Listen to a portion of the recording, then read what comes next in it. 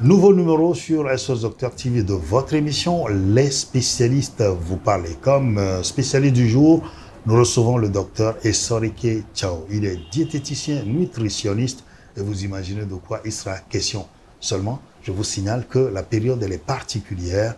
Il s'agit donc du jeûne de Ramadan pour certains, le carême pour d'autres et peut-être un moment de relaxation, un moment de privation aussi de son organisme parce que c'est un moment de partage de toute façon avec les communautés et jeûner n'est pas une mauvaise chose du tout, vous le verrez seulement, il faut faire attention à un certain nombre d'éléments, à un certain nombre de choses par rapport à sa propre santé et je suis sûr que c'est ce que le docteur Essorike Chao nous dira. Ok, le jeûne, c'est une manière de priver la nourriture ou de la boisson à son organisme. Vous voyez, de façon volontaire ou involontaire. Voilà. C'est ça. De façon volontaire ou involontaire, vous le dites. C'est-à-dire que je peux décider de jeûner parce qu'il y a une situation qui m'impose de me priver des aliments, des boissons.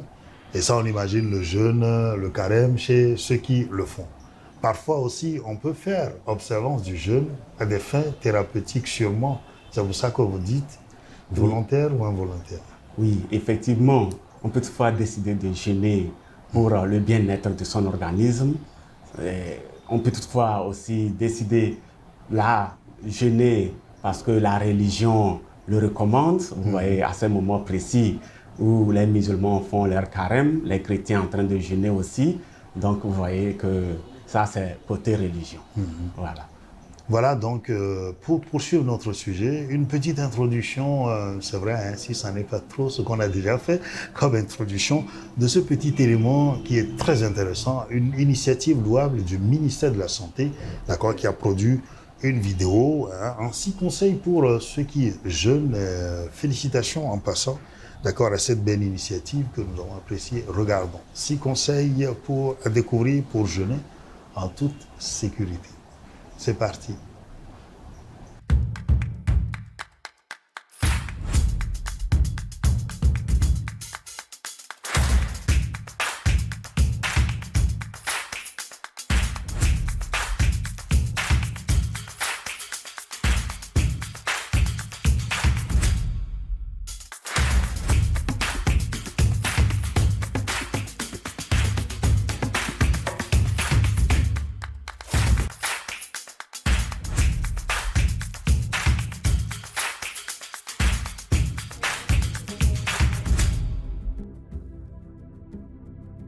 Alors, docteur Essorike Chao, c'est vrai, on le voit, le ministère a pensé donc effectivement mettre une vidéo en ligne pour édifier, on va dire, ceux qui sont en train de jeûner, histoire de les accompagner, mais aussi leur rappeler qu'il y a des choses à faire, qu'il y a des choses à ne pas faire selon son état. Parce qu'on voit souvent des gens qui sont malades, mais qui insistent, qui veulent jeûner parce que l'effet de masse, d'accord, oblige.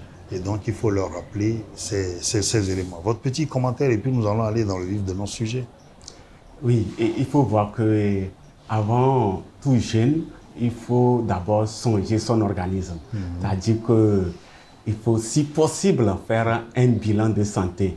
Alors, ce bilan permettra de connaître votre état de santé physique. Ça, c'est un. Vous voyez? Et là, vous ne pouvez pas vous lever juste comme ça un beau matin et vous allez décider de commencer à jeûner. Même si la religion aussi le recommande, on sait aussi que ça fait partie de la santé. Oui. Mais toutefois, avant de commencer à jeûner ou faire le carême, on recommande de faire un bilan de santé d'abord. Oui. Connaître l'état pour voir est-ce que vous êtes capable de jeûner ou non. Voilà.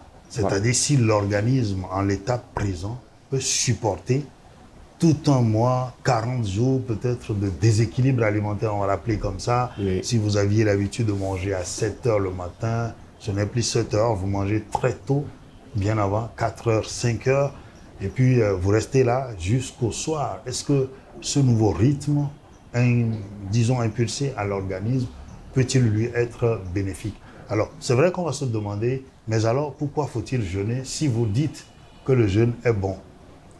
Quels en sont les avantages alors? Oui, et les avantages pour le jeûne sont multiples. D'abord, vous allez voir que le premier avantage, il y a d'autres qui perdent du poids. Ça permet à ce moment à l'organisme d'utiliser les réserves, voilà, qui étaient là à sa disposition, qui n'a pas pu utiliser. Donc, ça se fond et la personne perd du poids. Voilà. Alors maintenant, l'autre côté aussi des bienfaits, des avantages, c'est qu'on peut avoir une réduction des risques de maladies cardiovasculaires cérébrales.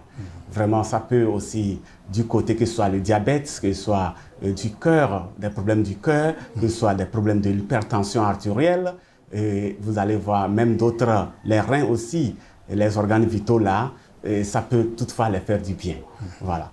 Et donc, quand on jeûne, en réalité, le jeûne est bénéfique pour l'organisme parce que vous allez profiter pour faire ce qu'on appelle une sorte de vidange. Exactement. Vous allez profiter à éliminer ou bien, comment dirais-je, épurer l'organisme de ces impuretés. Oui. Ça, c'est un. Et donc, ça met le sang au propre. Oui. Et déjà, ça prolonge aussi la vie de l'autre côté. Alors, et là, la santé aussi, l'organisme est plus léger. Et parce que c'est débarrassé des réserves qui l'accumulaient. Qui l'encombraient. Voilà, qui le surchargeaient, disons. Des excès de calories qui étaient là, que l'organisme n'a pas pu utiliser.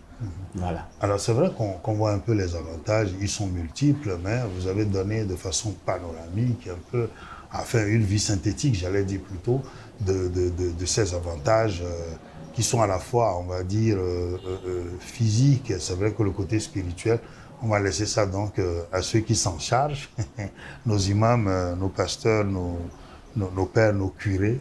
Voilà, on va leur laisser ça. Alors, néanmoins, est-ce qu'il y a des risques à jeûner?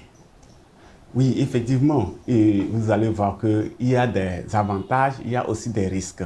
Et quand vous prenez côté risque, quand le jeûne n'est pas bien fait, et comme nous le disons, peut-être les combinaisons alimentaires ne sont pas vraiment respectées, et l'essentiel des nutriments ou d'éléments qu'il fallait apporter à l'organisme n'est pas vraiment respecté, on peut avoir des problèmes digestifs. Alors, surtout ceux qui présentent des ulcères duodénales. Alors donc, vous allez voir que ça peut augmenter l'acidité de l'estomac et aggraver les ulcères. Ça, c'est un.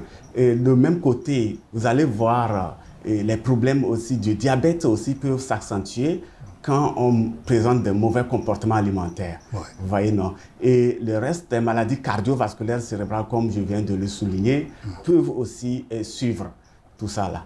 Donc, il y a aussi des risques, disons. Il y a aussi des risques, disons. Donc, quelqu'un qui a une maladie chronique, on va dire, qui nécessite un suivi, on va dire, permanent, la prise de traitement, l'observance thérapeutique, on va dire, très optimale, devrait donc savoir comment jeûner. On verra un peu que les conseils que vous nous donnerez pour bien gérer notre jeûne. Alors, je voudrais poser une question particulière. Tout ce qu'on est en train de dire là, on parle d'état de maladie, mais il y a un état de maladie le plus souvent qui n'est pas forcément perçu comme cela, mais qui reste quand même un moment de déséquilibre. Il s'agit de la période de grossesse chez la femme enceinte. Une femme enceinte peut-elle prendre ce risque-là de jeûner? Oui, le jeûne chez la femme enceinte, bon, disons que ce n'est pas trop conseillé. Et surtout qu'elle est dans ses débuts de grossesse, et c'est-à-dire que les premiers mois de grossesse, je vais dire, et ce n'est pas trop bon de jeûner pour une femme enceinte. Parce que le fœtus aura besoin vraiment de nutriments ou de l'hydratation. Et tout au long, peut-être, de la journée, vous-même, vous comprenez que le jeûne, les heures sont réduites. Voilà. Sur les 24 heures, c'est 8 heures de temps et c'est la nuit parfaite, finalement, qu'on finira par manger. Voilà. Or, le fœtus qui est là, tout au long de la journée, aura besoin de nutriments ou bien de l'eau pour mieux s'hydrater. Voilà. C'est-à-dire que la femme enceinte dans la journée qui fait les trains, qui est en train de bouger mais sans manger, alors que pendant ce temps, toutes ces secousses, ces mouvements, voilà, vont provoquer, on va dire, des besoins particuliers chez chez cet être-là qui réclame parce que lui, Il a besoin de ça pour évoluer, Voilà. pour se développer. Le fœtus a besoin de ça pour continuer. Lui n'a pas besoin du jeûne. Non, Donc il peut-être. faut pas lui Il ne imposer faut pas ça. lui imposer ça. Et d'abord, il faut voir que quand la femme aussi est enceinte, son état de santé est un peu délicat. Ouais. Voilà, donc il faut prendre tout ça là. Ah. Bon, quelques rares aussi peuvent se faire si elle se sent en bon état et l'état de grossesse est vraiment avancé. Peut-être 6 mois, 7 mois en allant. Bon, d'accord. Mais, dans la plupart des cas, il faut prendre beaucoup de précautions. Moi, je ne prendrai pas de risque Voilà, de toute façon. d'accord. Je conseillerais plutôt à la femme enceinte de totalement laisser cette période. Elle aura tout le temps de rattraper. Je ne sais pas comment ça se passe chez les autres. Je sais que pour les musulmans, le plus souvent, il y a des temps de rattrapage. Il vaut mieux rattraper. C'est important. De toute façon, en venant à ce point précis, vous l'avez dit, le jeûne peut être volontaire.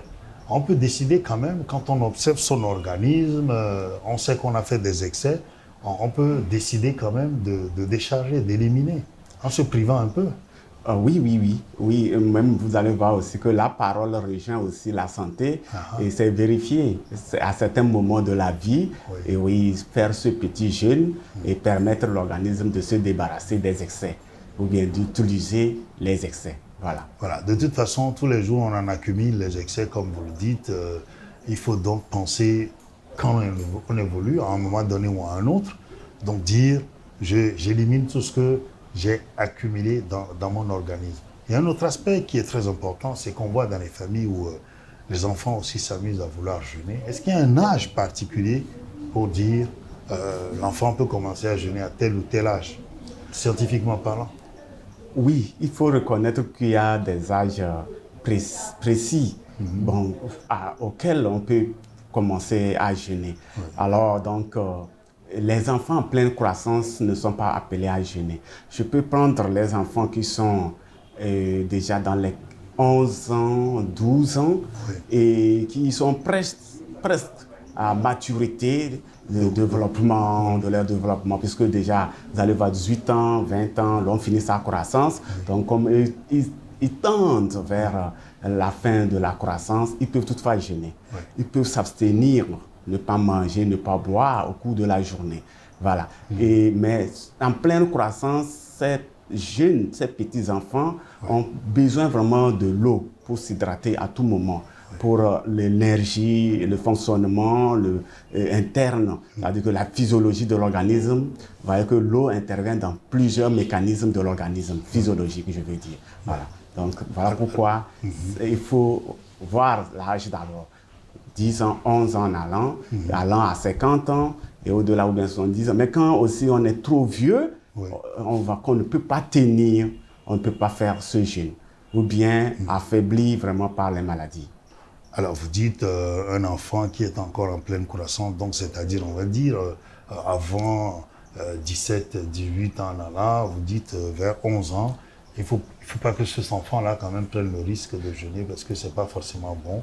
Ça va avoir un impact sur la croissance de cet enfant-là. Voilà, et même voir un effet néfaste sur sa santé, disons. Voilà. Alors c'est vrai que ce que vous dites, ça interpelle quand même parce que ce n'est que les gens vous diront que ce n'est qu'une période assez courte, bon, c'est un mois, c'est rien, l'enfant peut s'essayer, ça fait partie de l'apprentissage, mais vous dites que ce que l'on peut retenir aujourd'hui, c'est que chacun puisse quand même connaître son état, déterminer chacun son état avant d'aller dans cette aventure, quand on dit je veux jeûner. Oui, c'est important de connaître vraiment son état. Il est très, très important avant de se lancer dans le jeûne. Et les âges là sont très, très, très importants aussi avant de commencer le jeûne. Voilà. Alors, vous avez dit le bilan. C'est vrai que le bilan permet de suivre les paramètres, de dire, OK, en termes de... J'ai une bonne glycémie, je peux encore me priver de manger, j'ai tel... mais on sait quand même que parfois aussi, certains, même leur maladie, les oblige à parfois perdre l'appétit. Et ils profitent de cette période-là aussi pour dire, bon, j'en profite également, de toute façon, je n'arriverai pas, j'ai pas d'appétit. Quel est le risque pour ces gens de personnes? Bon, ces personnes qui ont eu un problème déjà de manque d'appétit ou bien perte d'appétit Oui. et qui coïncident avec La période du jeûne. la période de jeûne, Oui. bon, est-ce que les heures requises, bon, disons, pour reprendre à s'alimenter, il faut rompre à 18 heures et manger peut-être à 19 heures en allant, à 16 heures, pour la personne, elle avait l'habitude de manger à 16 heures si, ou bien avant 16 heures si elle mangeait. Donc, si ce n'est pas, les heures ne sont pas adaptées, ça peut toutefois lui créer des soucis. Vous voyez, non? Ça peut toutefois lui créer des soucis puisque ce ne sont pas les mêmes heures. Peut-être que lui mangeait à 17 heures de la journée ou bien à 16 heures de la journée. Et voilà, le jeûne dit il faut rompre à 18 heures et manger au-delà de 18 heures. Donc, lui, ça peut avoir des perturbations sur sa santé. Alors, docteur Chao, c'est vrai que vous avez dit que les heures où on prend les repas changent énormément pour tout le monde de toute façon, parce que les gens ne sont pas habitués à manger à 4 heures quand même. Alors, c'est vrai que pour cette période particulière où on change de régime, pratiquement, on va dire ça comme ça, ou alors il y a un déséquilibre dans les habitudes alimentaires, qu'est-ce qu'il faut conseiller aux gens? Parce que ce qui est délicat, c'est qu'on voit les gens le matin, certains qui n'ont pas d'appétit, qui n'arrivent pas d'abord à manger. Il y a ce cas, c'est ce que les gens disent. Il y a d'autres qui vraiment, c'est en ce moment qu'ils se vautrent, ils mangent bien, ils font le plein, d'accord? Et le soir, ils font le plein. Est-ce qu'il y a un risque par rapport à cette forme, à cette façon, d'accord, de prendre le jeûne et de le rompre? Oui, comme nous l'avons dit, il y aura des risques quand on ne pratique pas mieux les comportements alimentaires. C'est ça. Ça, c'est dardard. Vous allez voir qu'il y aura toujours des risques. Mais quand on sait mieux pratiquer, on peut s'en sortir. C'est ça. Alors, les risques, comme nous l'avons déjà dit plus haut, vous allez voir qu'il y aura des troubles digestifs. Sur d'autres même, c'est des constipations, ça peut créer après. Et plus tard, comme nous l'avons dit, c'est le diabète, c'est le taux de sucre qui augmente dans le sang et c'est les autres problèmes de la pression artérielle qui monte, c'est-à-dire que l'hypertension rentre. Et le cœur aussi fait trop d'efforts puisque vous avez surchargé l'organisme à un moment où il fallait que l'huile se repose. C'est à ce moment que vous l'avez surchargé et ça l'amène à un travail trop intense. Et aussi le rein aussi peut être affecté. Bon, voilà. Donc, c'est surtout les mauvais comportements alimentaires qui peuvent agir. Voilà. Quand vous dites mauvais comportement, vous voulez dire les combinaisons, c'est le terme que vous employez le plus souvent, ou bien je me trompe? Oui, et les choix alimentaires, les combinaisons alimentaires. C'est ça. Par exemple, comme nous sommes en train de le dire, peut-être des aliments lourds la nuit. Normalement, c'était normalement les aliments légers. Et voilà, avec le carême, on ne mange pas dans la journée. Il faut manger ces aliments lourds maintenant la nuit. Et si on mange ces aliments lourds sans accompagner peut-être les fruits et pour aider la digestion et l'eau suffisamment pour mieux hydrater l'organisme et faciliter aussi la digestion ou bien un peu d'activité physique et sportive. Voilà, après qu'on a mangé un peu de marche avant de venir s'endormir, vous allez voir que l'organisme serait plutôt dans le surcharge. Parce que les aliments ne seront pas mieux digérés, l'accumulation des graisses seront là. Pendant tout un mois, quand on fait ça, on imagine ce que ça peut créer comme vraiment charge pour l'organisme. Exactement. Alors aujourd'hui, en termes de conseils, si vous voulez conseiller on va dire des choix alimentaires aux gens. Le matin, je veux prendre le jeûne pour mon petit déjeuner. Qu'est-ce que je mets sur la table? Oui, et au fait, pour le matin, c'est-à-dire que pour ceux qui jeûnent, vous voulez dire, et déjà, d'autres prennent le café ou bien un thé. Voilà, ça dépend de l'organisme question de chacun. D'autres n'arrivent pas à supporter le café, mais d'autres peuvent le prendre puisqu'il donne beaucoup aussi d'énergie. Chez d'autres, c'est un thé qui peut le faire du bien. Alors, il y a aussi ces aliments lourds quand même on doit prendre. Peut-être c'est le matin, toute la journée, l'organisme aura le temps à utiliser l'énergie que ces aliments peut-être lourds vont apporter. Quand je prends peut-être c'est le riz, mais c'est un riz qui doit être accompagné peut-être de légumes, beaucoup de légumes, hein, vous allez voir, il faut que ça soit, on peut faire un riz gras et avec peut-être le chou et d'autres, peut-être la carotte, la tomate fraîche et d'autres petits pois, tout ce qui peut apporter l'organe nécessaire. Il faut un équilibre alimentaire, je vais dire, voilà. Et une meilleure digestion. C'est ça. Voilà. Et peut-être c'est les spaghettis, c'est la pâte naturellement, parce qu'il faut voir aussi du côté du diabète, la glycémie qui est là. Il y a d'autres aliments qui donnent beaucoup de sucre. Alors, et des fruits qui doivent accompagner pour faciliter la digestion, ou bien un apport de nutriments complémentaires, voilà, qu'on aura à prendre. Voilà. Pour le matin. Voilà, pour le matin. Et boire suffisamment d'eau. De l'eau accompagnée, puisque tout au long de la journée, l'organisme va utiliser cette eau pour la digestion et pour mieux s'hydrater. Vous savez, comme je l'ai déjà dit, l'eau intervient dans plusieurs fonctions physiologiques de l'organisme. Les cellules même vont utiliser pour leur énergie et pour tout consort. Et le soir, qu'est-ce que vous recommandez? Alors, la soirée, d'habitude, vous allez voir que la personne sent vraiment une faim très intense. Et quand même, dans cette faim très intense, ne vous lancez pas plutôt sur des aliments lourds déjà. Il faut prendre progressivement afin de calmer l'estomac. Sinon, vous allez surcharger trop l'estomac, l'organisme en réalité, mais vous ne serez pas satisfait de cette faim. Il faut prendre des fruits qui donnent des sucres légers. Voilà, des sucres légers. Vous voyez, ça c'est la pastèque, c'est l'orange de l'autre côté, et bon, c'est la pomme, voilà. D'autres, c'est la banane, mais que les diabétiques, ceux qui ont déjà le sucre élevé, sachent prendre leurs fruits. Parce qu'il y a comme l'ananas ou bien le miel, comme vous voyez, c'est des sucres concentrés, légers, mais c'est concentré, qui peuvent amener des risques rapidement. Voilà, la date aussi n'est pas mauvaise, elle est très bonne. Donc, prendre d'abord ces fruits avant de prendre un repas lourd. Voilà. Et donc, on voit les gens prendre la bouillie et puis les galettes là. Est-ce que... Oui, la bouillie, c'est ça. La bouillie, elle est bonne, elle est légère. Vous voyez que, comme je l'ai dit, comme elle rejoint les fruits, qui sont aussi légers, qui contiennent des sucres légers, que l'organe peut utiliser rapidement pour se satisfaire. Alors, donc, la bouillie aussi, elle est fine.